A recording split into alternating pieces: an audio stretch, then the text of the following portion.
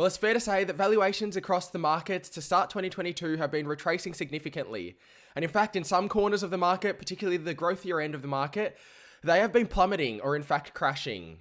However, some analysts and some quarters have been discussing the fact that there may be further to fall, particularly based on the earnings side of the component of the discussion.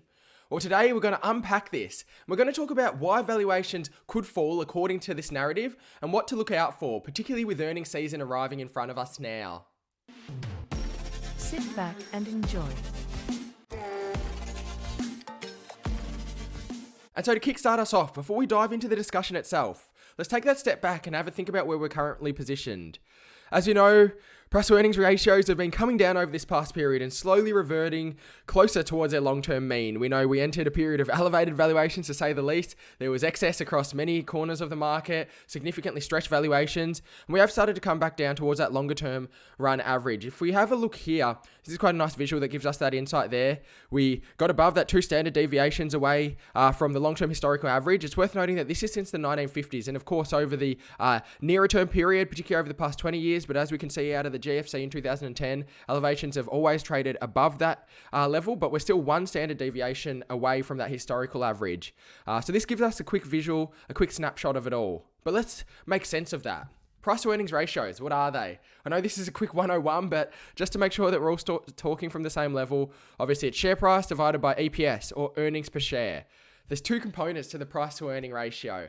Of course, we've seen valuations fall. So valuations is referred to as the price to earning, but there's 2 components to it. We've seen valuations falling because of the price end of the discussion. Prices have been falling for a range of different reasons. We've unpacked these on the channel. We of course know that there's a rising yield environment. The TINA thesis, there is no alternative, has been challenged because everything else that's been falling out. The rising yield environment, as we know, the growthier end of the market has been hit the hardest as a result of that. And also just because there was excess and stretched valuations. Eventually they had to revert back to their mean. We've seen that.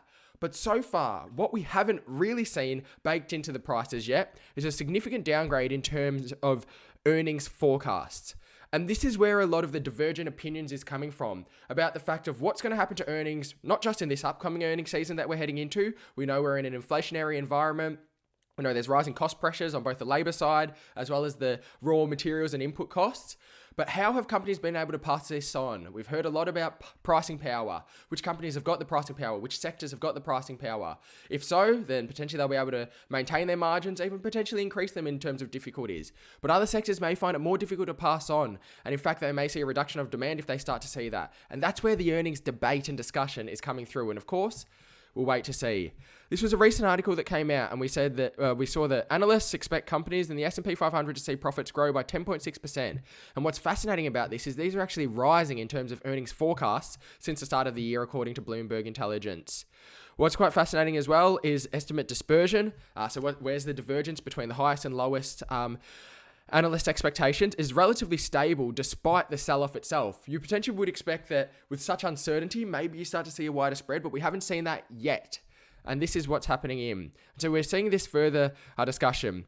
People are calling for a decline in earnings, but we're not seeing it yet baked into the prices. We're interpreting the sell-off in the marketplace as a foreshadowing of an economic and corporate profit crisis, but we're not seeing it in the fundamental data. Of course, we're making our own assumptions about which components have been baked into the price, but so far it seems like a lot of the sell-off has been attributed to the price rather than the earnings component of it all.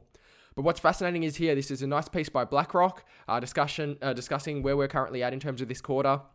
And they gave us some insights about earnings declines in recessions. Of course, we're still yet to see, are they going to be able to navigate the soft landing at the central bank level? We know they're rising rates and raising rates expeditiously to try and curtail this inflation. So will they be able to navigate this? Who knows?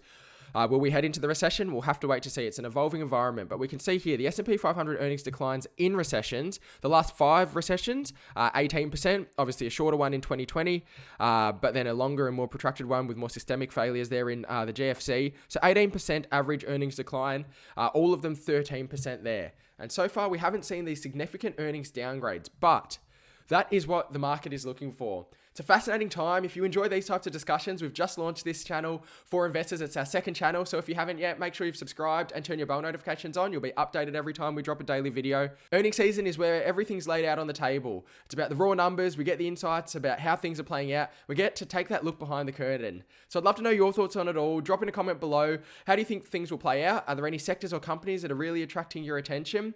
And where do you think things head from here after what's been a really tumultuous start to 2022 as we head into the back half of it all? A big thank you for joining us. For now, stay well and happy investing.